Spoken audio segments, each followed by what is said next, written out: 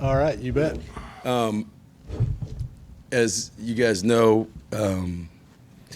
you woke up this morning to the news of Joe Tiller's passing, which was tough on me. He's a great coach, but a great man.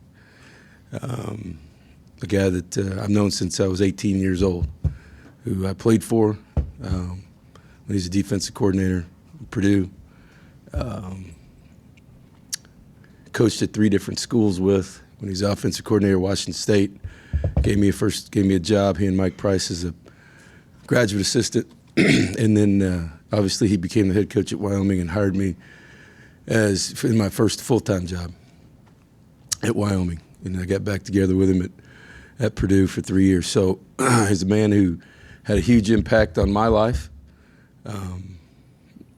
as I grew up as a young man in college, and then had an even bigger impact in my life professionally, giving me opportunities to be who I am today. So I just wanted to make sure that Arnett and the family, know where my heart is, and our condolences for my family, and I'm very, very thankful that he was a part of my life. Thank you, Coach. Okay. Questions? Down front, Gabe. Joe Tiller probably would have been happy with a Lacus play tonight, but five tackles for loss and a couple of sacks. Could you take us through OT, especially in there late in crunch time? Yeah, I think his health is getting better. I think he left the game a couple weeks ago. Probably wasn't 100% last week. I don't know that he is right now, but he's as healthy as he's been probably in the last 2 years between the shoulders and everything that's gone on in his life. He's playing with great energy. I think he's a guy that doesn't have to do everything anymore with lining up people, because Terrell's doing that a lot. We move him inside and then we bring Anthony in. So he's been moving around at Mike and Will, but he's certainly a better Will than he was at Mike last year. Not to say that he can't play Mike with Anthony on the field. So we're trying to keep our best players out there, try to keep some guys fresh by spelling him with Anthony, by spelling Terrell with OT, and so that rotation is working.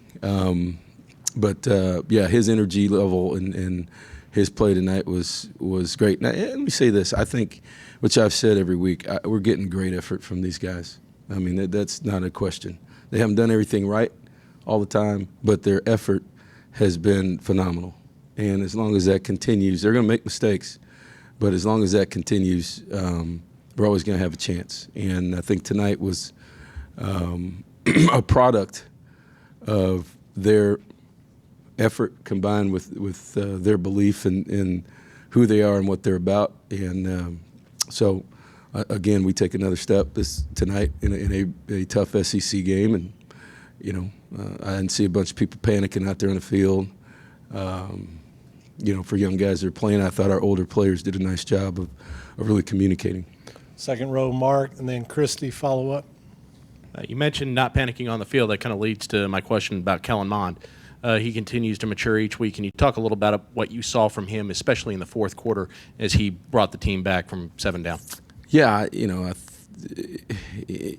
they changed a lot of things. We ended the first half. I think we counted about 4 or 5 different coverages and defenses on the last series before the half. I knew that. Said coming into it, Will and T-Rob do a great job, particularly in the back end and giving him some drop bait, then giving him some Tampa 2, then rolling up some corners and giving him some 3 deep looks, just some things. There's a lot of, for a young guy, everybody says, well, there's only a 3-man rush, but when you got a young guy and he looks out there and it's drop 8, there's plus your guys, it looks like there's 15 guys back there running around, a lot of white helmets. And so I think the first thing he did was protect the football. And when it wasn't there, he hung on to it or threw it out of bounds. I think he scrambled well, but he slid. And not to take a bunch of hits, but he didn't just throw the ball up in the middle of the field, maybe like he did earlier in this year. So ball security was good, which gave us a chance to punt it. And our defense played great defense after the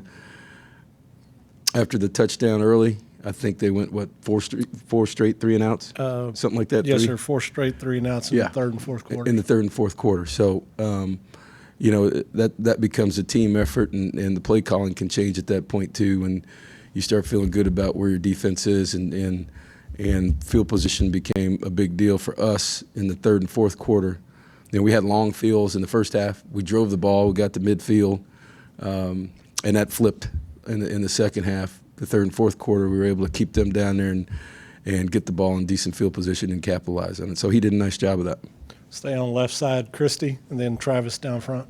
What did you think about the work Ford gave you, especially in the fourth quarter? Of who? With Keith Ford? Yeah.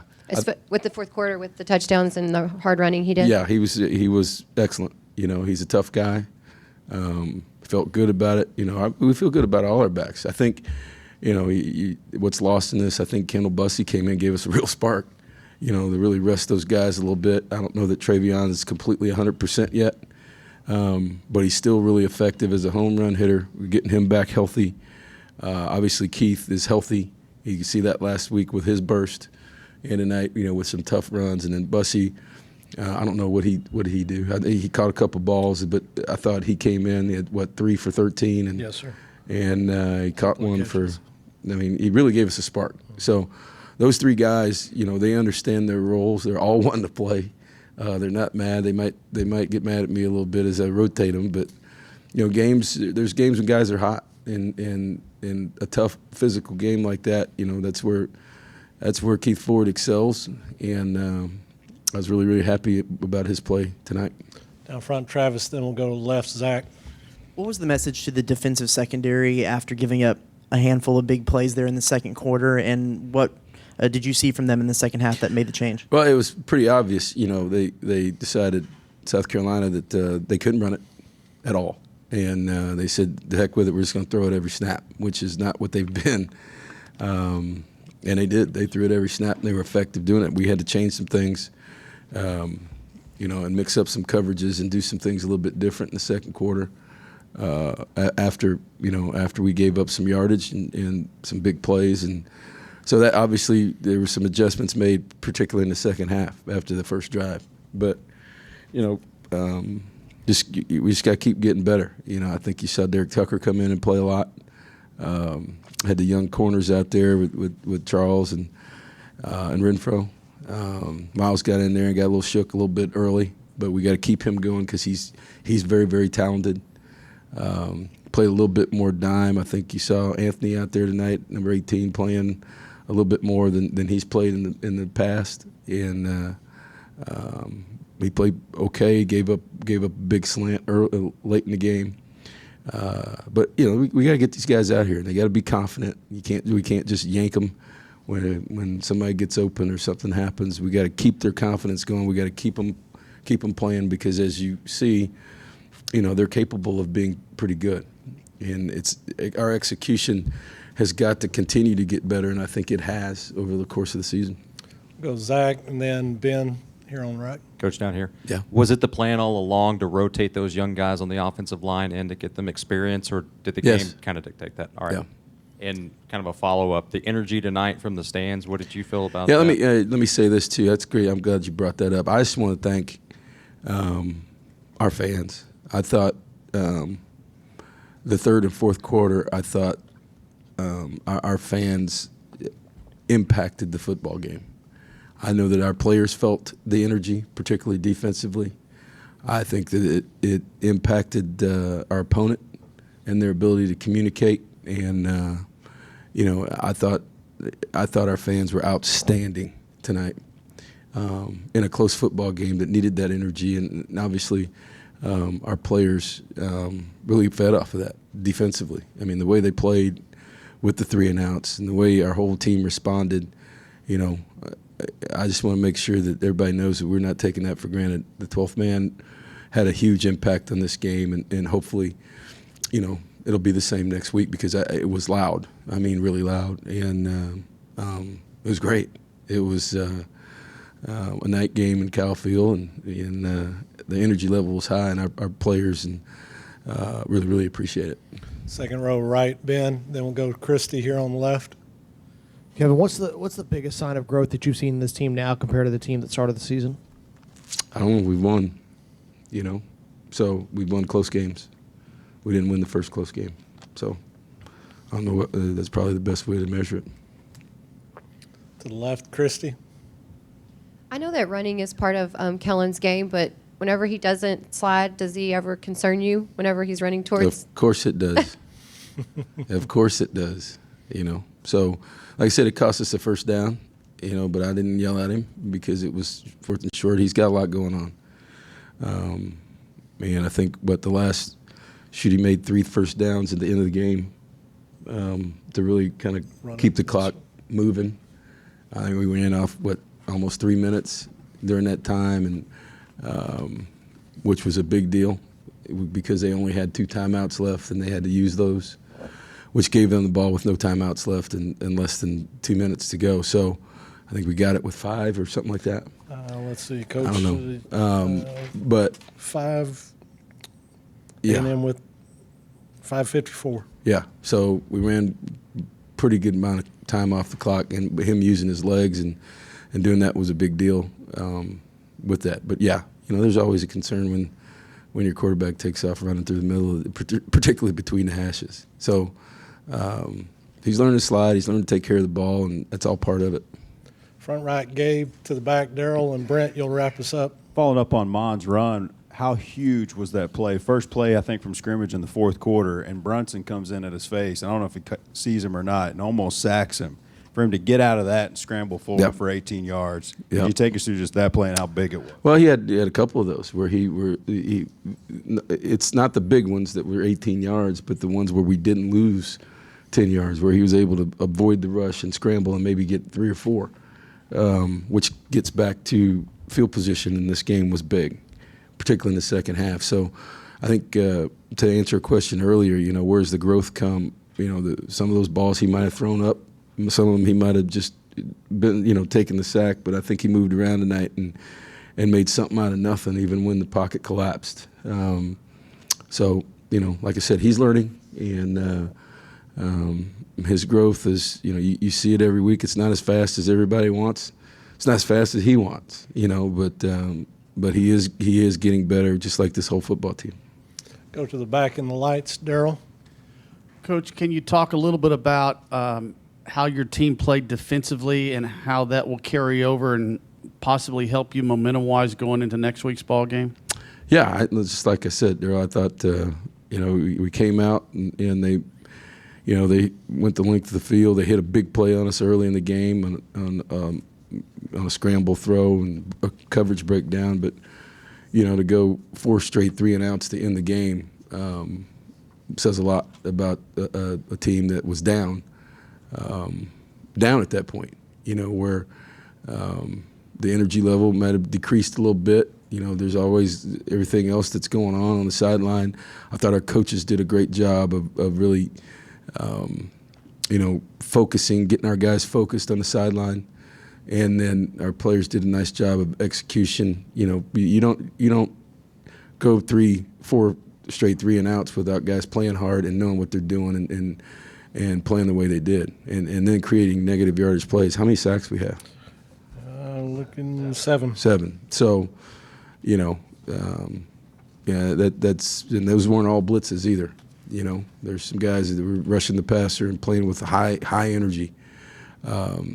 So yeah, there's things that I got to look at the tape. We got to look at it, but obviously there's some positives that anytime your defense can go out and do what they did in the second half after giving up one early, but then really basically shutting down everything for the rest of the game and giving us an opportunity in the time of possession game.